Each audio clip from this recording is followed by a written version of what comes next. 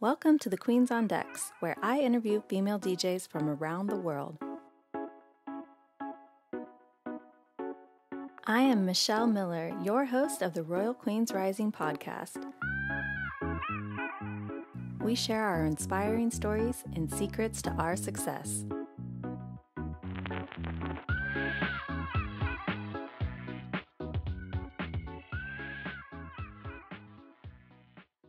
Hi, welcome to the Royal Queens Rising podcast. I'm your host, DJ RunDat, and today we have Hempress Selektress. Welcome.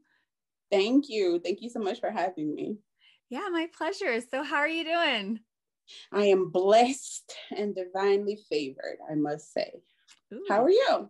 Ooh, I like that. That's a good one. I am blessed and divinely favored. Let's say it, Queens. That's yes, chills right there. Favored. I like that one. Yeah, I'm doing great. Happy to have you on the show and connect with another reggae lover like myself. So how did you get your name, Hempress Selektress? Well, I wanted my name to be very different and unique. That's just how I am. I just like to be different. So I had consulted with a very, very talented brethren of mine. He's an international artist. His name is Firestar. And he's a part of like Laura Ground with I Wayne and all them. So he's like super, super talented. And he's traveled around the world, done lots and lots of things. I'm like, he's like the most creative genius right now that I have my hands, you know? So we went and we met and I'm like, I need some help. And he's like, Fancy, welcome. I'm like, I need a DJ name that is unique to me. That's me, you know what I'm saying?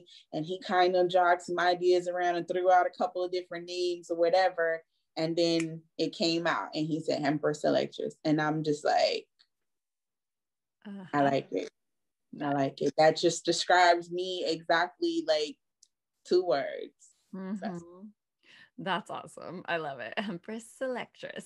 It's got a nice sound to it, just like your that's what he said. He's like, it just kind of flows. It kind of, you know what I mean, with the Selektress, the female DJ, and then I'm a Hempress, you know what I mean? It is what it is. So, you know. Yeah. Wonderful. Yeah. So how did you get started in the music industry?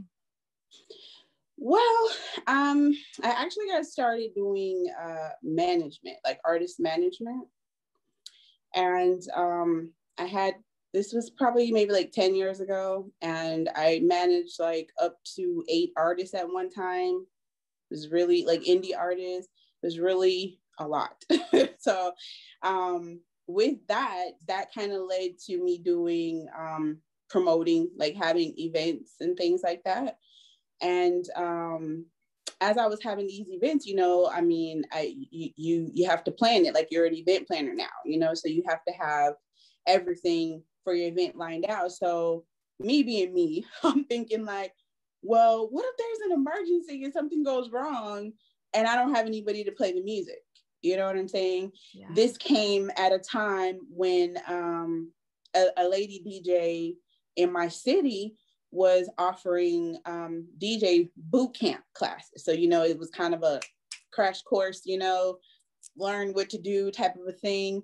So for her foundation and everything like that. And I was like, I want to support. So that's where that thought process came in. Is like, you never know. What if a DJ is like stuck in traffic and I have a room full of people and no music? Like, I don't know how to go press the buttons, you know? So yeah. This is a perfect way to start DJing, to learn how to DJ or at least how to operate the sound.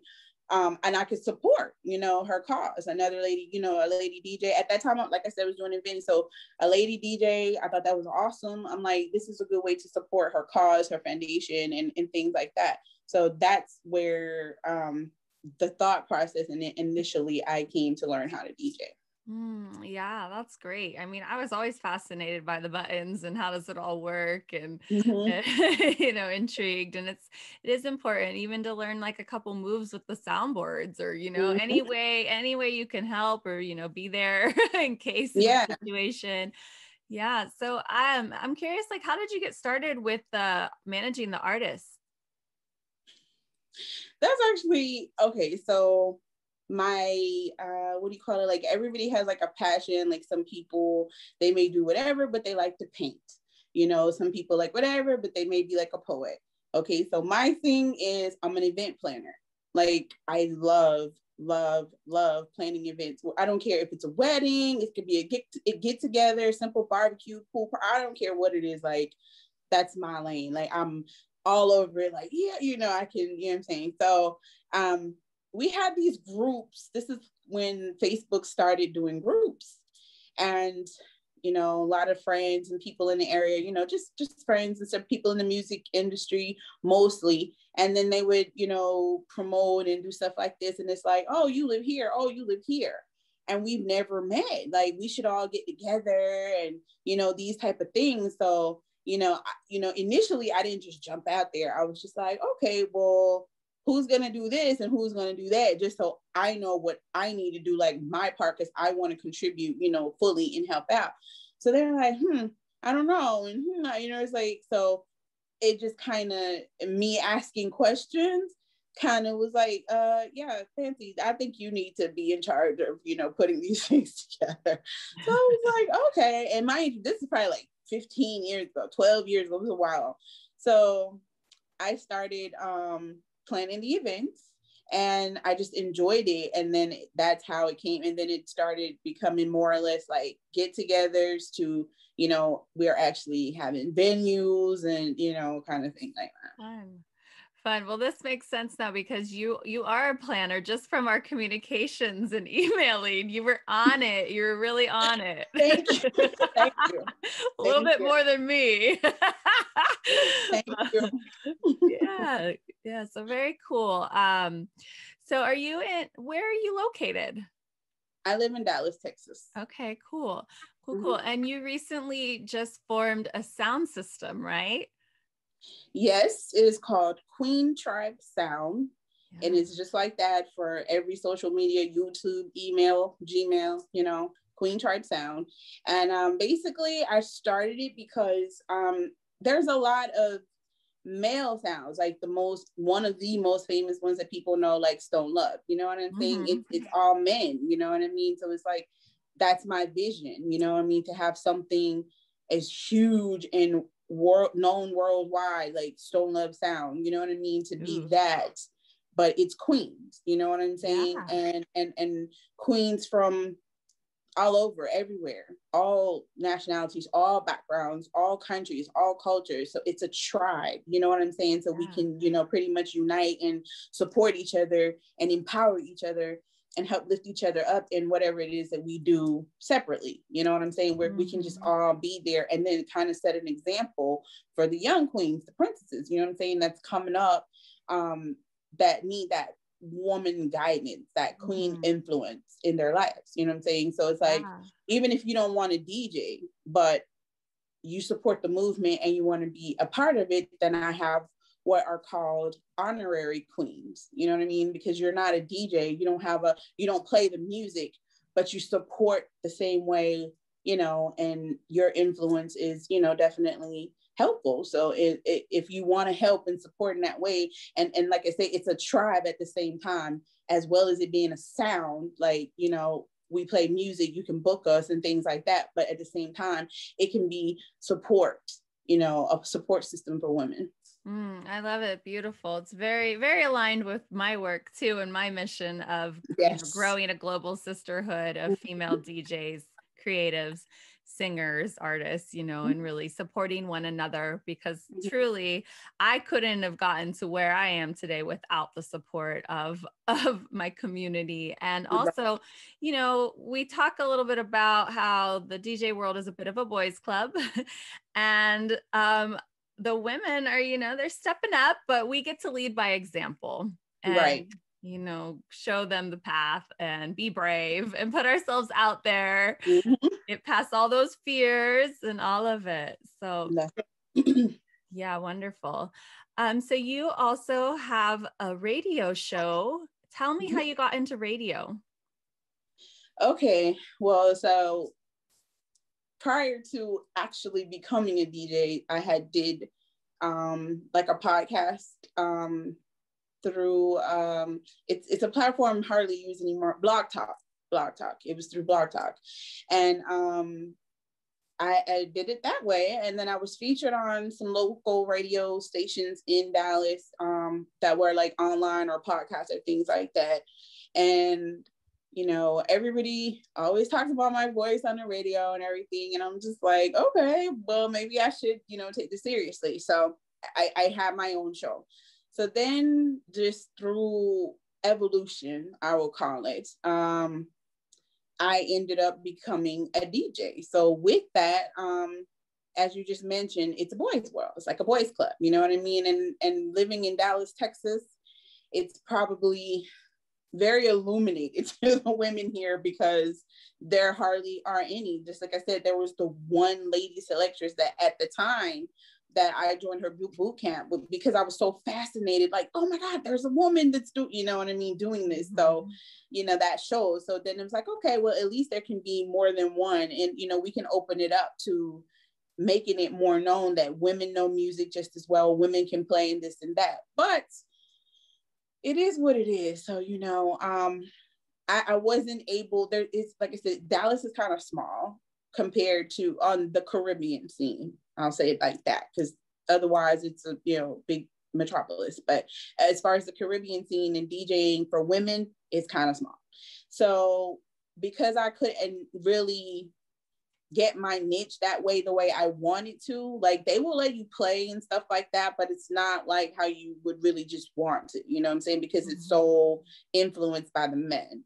So the station owner of Kingdom Nubia Radio, which is where I play my show on Wednesday, suggested, like, why don't you, you know, you're a DJ now, like, you know, you could have a show like this. And I'm just like, you know, because I used to do this and, you know, I always got good, you know, reviews and things. So, you know, so it kind of formed that way that I'm like, I will create a lane for me and what I do in radio and still being able to DJ at the same time.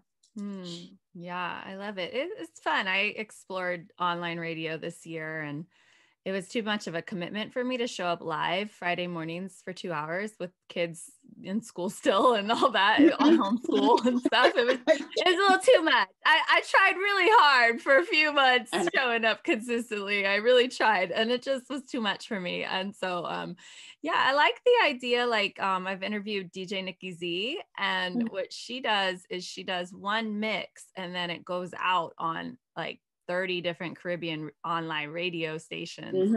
I mean, or a lot. I thought she was putting new mixes out on every single one before I interviewed her. And I was like, wow, you're like the hardest working DJ. But then I learned it's this, you know, you can record one episode and send it out. So I liked that idea because it's not too big of a commitment and you get a big reach. Yeah, because, and I actually had a actual online radio station. Like I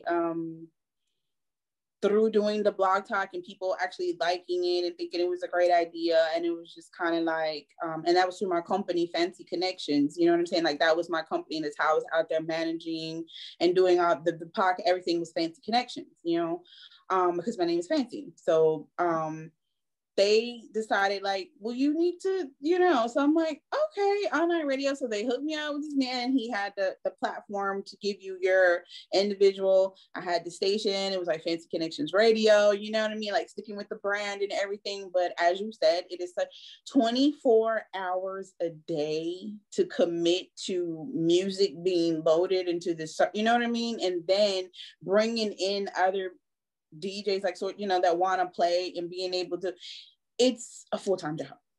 Yeah. With life and everything. I couldn't commit. It's just way too overwhelming. So I was just like, okay, let's just kind of slow this thing down a little bit. Yeah. And it's a lot of energy. And I don't think financially it's very rewarding. I mean, I don't know, but from what I guess. It's not, because you have to get advertising and all that kind of stuff. And then the way advertisers want to work, they want to make sure that the dollars that they're investing they're going to get a good return. You know what I mean? That's business sense, which is not a problem. So it's like, you would need to show that, you know, you have this reach, you know what I mean? And unless they're not going to be totally interested. So That's not the only way, you know, you can create other avenues and ways to make money and have like, you know, artists come in, but that would be like the steady, something that you can, you know what I mean? And that's just kind of hard to do sometimes. Yeah. So I see on your radio show, when I was tuning in on Mixcloud today, you have special guest artists come through. So I started, and I just wanted it to be about like indie artists, you know, because even when I started doing management, like that was the thing, like that was the whole idea, was to be able to try to help the indie artists get to a certain level. Like that's what I wanted to do, you know, where if they didn't know about certain things and I knew, and then I could help them, it's like, okay, let's help them get to a certain level. So that's kind of where it came in with my radio show. Is like, if one, you know, I'm growing my audience, and then they get new, so they're having a new audience of people who have never heard their music, just to give them a chance, you know what I mean, to be heard. So then as it grew, you know, over the years, then you started getting linked up with bigger artists, you know what I mean? So yeah, I've had some great artists on my show. I've been very excited. I'm on the air like, oh my gosh. Oh yeah, I bet. So who are a couple of your favorite or standout interviews? My favorites, I would have to say Bushman and John Mason, because they were very influential with their music in their teachings, you know, the things that they were trying to teach, you know, the youth and things like that. Nadine Sutherland, I was very happy with her, because she has been, I mean, like for so many years, and she's so beautiful, and she just gave me this certain energy, like, you know how you embrace being a queen and a strong woman and everything. She just like heightened that so much, because she's like so beautiful, so strong-willed and talented, and then she's not ashamed of her age. Like, I don't know what is this thing with women, like we have to hide our age and things. I don't know what that's about, but she's like so proud, you know what I mean? So it just made me like, look at this beautiful queen, like why do, you know? So it just kind of, you know, that's why she was very influential to me. So that's probably my top three. Yeah, I love it. That's so fun. Our son is Mason. We joke about John Mason. Oh. He's got all the names. Yeah, that's cool. Yeah, you know, I've been fortunate. I grew up here in Northern California, Humboldt County, and we've had reggae on the river almost my whole life. And I've gotten to attend and volunteer and be a vendor and a sponsor and a DJ and an MC and, you know, all these amazing things, and meet so many artists since I was a little girl. They were coming to town in an all age venue, and they were always so humble. I've only had nothing but good experiences getting to meet the artists and talk with them and, you know, exchange energy and just tell them how much their music means to me, and give them clothing, because I have a clothing line, and give them a gift back. And, you know, and I just love that reggae has been a bit of an underground culture.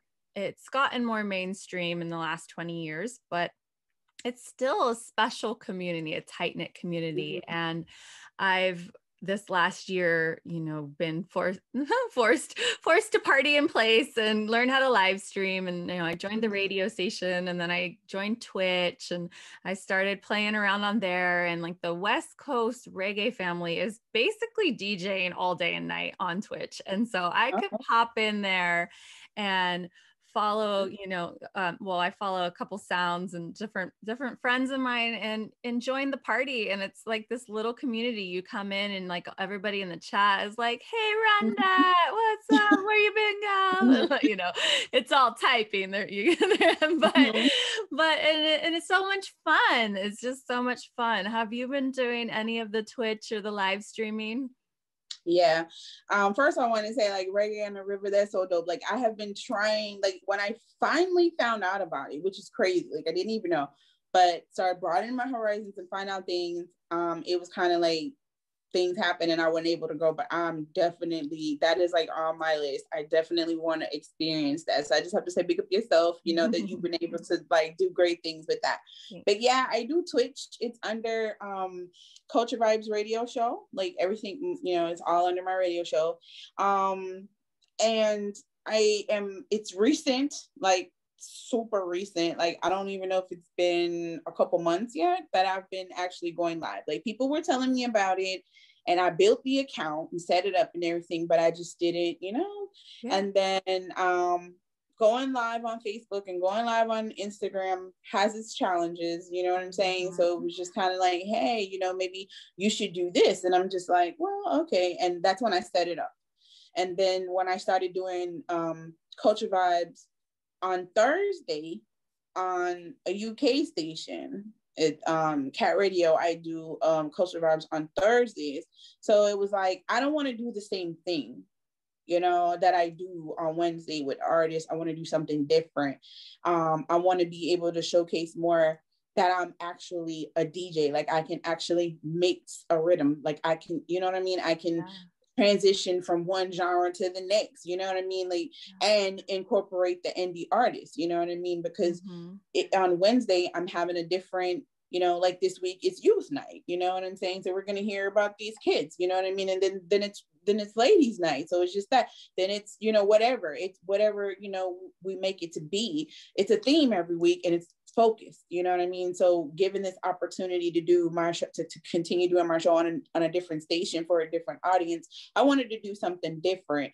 So that's more me, you know, like DJing and showing a little bit of my talent, you know. So that's why it's like, so it's a visual effect is very important to people, so when they can see and listen, you know. So that's when I said this would be a good time to get the Twitch up and going, and you know what I mean, and try it out. And you know, I have a couple people who, you know, come in and just like you said, they're like, hey, and they're dropping fire and just like, you know, it's like it gives you energy, you know, to exchange that energy with them and to see how people respond. It's definitely nice. So that gave me more motivation and encouragement to say, let's grow the Twitch audience the same as, you know, the radio shows, and just, you know, build from there.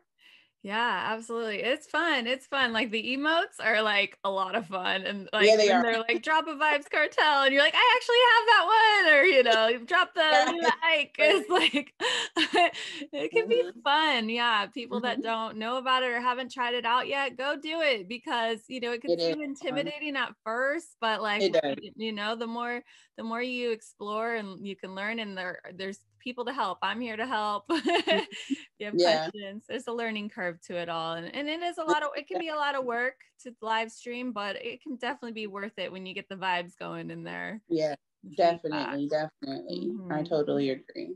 I also feel like it's given DJs a chance to like, well, they connect with the audience more, because you kind of have to keep your audience there. And then there's like also been a lot of storytelling, which is fun. You know, we'll be in there and it'll be like, oh, I remember that time. You know, like, that one time. And then for me, like in the dance hall, I'm not more or less the talking on the mic person. Like the guys are the ones who more do that. So like this platform, kind of like you said, it kind of forces you to step out of your comfort zone, because otherwise you're just there and they can see you, but it's like, well, what are you doing? You know, you're kind of. And then especially if you have people actually in the chat interacting, it's kind of like, you don't want to just like, oh, I see you and I'm not saying anything, you know, you want to respond. So it kind of brought me out of my shy shell, you know what I'm saying, to be able to, you know, and then that helped open me up so that when I'm on the air on my Thursday show, like I actually pick up the mic and I'm saying things, you know, that's not only to my visual audience, but to my listening audience. So it's kind of a, you know what I mean? So it helps me to build up that. So. Yeah. I mean, starting these interviews about 3 years ago was like a big way to really step out of my fears of being seen on camera. And like, I remember like always thinking, wow, I make some really weird faces. Like for the first year, I was like, wow, I make some really weird faces. And And then now at this point, I'm just used to it. And I don't even really think about that so much. And I think Twitch is a great place, yeah, for sure, to learn, to get more comfortable on your mic, interacting with your audience and being on video. And then it can record it. You can pull the audio. I've pulled an audio mix off of Twitch and put it on the podcast. Nice. Yeah. Yeah. So what has this last year been like for you? Well, honestly, the only thing, people laugh at me all the time because I stay on the go. It's almost, I hear all the time people tell me, it's like, you act like there's nothing going on. Like, it doesn't seem like anything has changed for you. You know what I mean? Because I'm still doing what I do, it has actually brought more, the networking has grown. Oh yeah. And the people that I'm able to connect to, because people are more, they're a lot of people are forced to settle and be indoors and you can't do anything. So then that puts them in a different, like, now what are we going to do for fun? You know what I mean? So now it's kind of like, here goes the online radio, here goes the social media and things like that. So it has definitely grown my listening audience and broadened my network. That's the most influential part. You know what I mean? It hasn't really, the negative part is I haven't been able to travel internationally. I went to Mexico once. That, you know what I mean? That's it. And it's still changing to where, there are things in action, things in place and actions you have to take to be able to go international. Like, I'm planning to go to Ghana in the summer. You know what I mean? So yeah, that's international. You know what I mean? So it's kind of like, it hasn't really slowed me down to a certain extent. It just, like I said, limited a little travel, but it was a blessing, in a way, because like I said, I've been meeting some great people, been put in front of some great business opportunities. You know what I'm saying? So and I know that wouldn't have happened if these things weren't going on, because people were forced to sit down and think outside of the box and do different things. And that's how these things came up, because that was the initiation of the conversation. The brainstorm started. Well, what are we going to do since we can't do this? What are we going to do now since we can't do that? Yeah, I feel that a lot. I have networked so hard this year. Like I launched the podcast in July, even though I'd been interviewing for years, but like you said, people are slowing down. They got some more time. They're more, open to saying yes to collaborations or taking the time to like build up a relationship and network. And I love collaborating and I love talking to DJs. I love talking to people that love reggae. Like, that lights me up. I'm just like, oh, it's so fun. And like, we need fun. I'm not able to go out to shows. The virtual shows are cool, but they're nothing like the vibes in person. So, it's great that we've been able to find these ways to continue to do what we love. During such a strange time. Very strange. Very strange. They actually started having some shows here. We had Anthony B and Marlon Asher's coming, but what it is it's $100 per person and you get a table and you have to buy like a table of 4 or 5 and they block you off and you're supposed to stay in your little square. And I'm like, at least it's something, at least it's something. I've seen almost every artist, so I'm not jumping out of my seat to go pay $100 and go out. But I mean, I'm just grateful that it's coming back. We are doing a live stream we're doing a live stream this week to actually raise money for Reggae on the River. So I have faith that, one day Reggae on the River will come back. We've got, a really strong community and that's always been a big part of it. It didn't happen last year, but I'm confident that that reggae lives. Definitely, always, definitely. Yeah. Well, it was so great to have you on the show, Fancy. Thank you. How can we best connect with you and support you? Well, the best way, is just your social media preference. Hempress Selektress on all, that's HEMPRESS, and Selektress is SELEKTRESS. And that's I'm on all, YouTube. I put videos up, on social media, Instagram, Facebook. I'm always putting up what I'm doing, listening to Culture Vibes. Culture Vibes is also out there on all the social media platforms and Gmail. It's spelled culture with a K. So it's KULTURE, and then it's vibes, VIBES, and then the number 1 at the end. So that's how you follow. And the show is actually aired, my show Culture Vibes is actually aired every Wednesday, 7 p.m. Central Time. So you have to figure out where you are and what's going on and time like that. It's 7 p.m. Central, 7 to 9. And then with the time changes, when we're on the spring forward, it's 7 to 10. So I get an extra hour during the daylight hours or whatever, but 7 to 9 in general, 7 to 10 during daylight savings. And it's on KNR in the number 1.com. So www.knr1.com. And that's the number 1. That is how you can support me. And then on Thursdays, it's on Cat Radio. That stream link is not so simple. So if you follow me on social media, I post it on every one of my platforms on Thursday that I'll be going live, and that's 5 p.m. Central Time because it's 11 o'clock in the UK. Okay. So 5 p.m. to 7 p.m. that one doesn't change. It is what it is, 5 p.m. to 7 p.m. on Thursdays. So yeah, if you just follow me on social media, you'll be able to see everything that's going on. Everything that's going on. Awesome. Well, so great to connect with you, and congratulations on the new sound and everything you've been doing. And so cool to connect with you, and let's keep in touch. Definitely. Thank you so much. I definitely appreciate the opportunity, and it has been my pleasure. Thank you so much. Thank you. Thanks for listening, guys. Go to my website to claim your free gift, a digital copy of my best-selling book, How to Start a DJ Business. www.djrundat.com. Follow me on all social media handles, Facebook, Instagram, Twitter, and Twitch at DJ RunDat. Be sure to subscribe to my YouTube channel. To learn how you can book me or work with me, go to my website or email me at michelle@djrundat.com.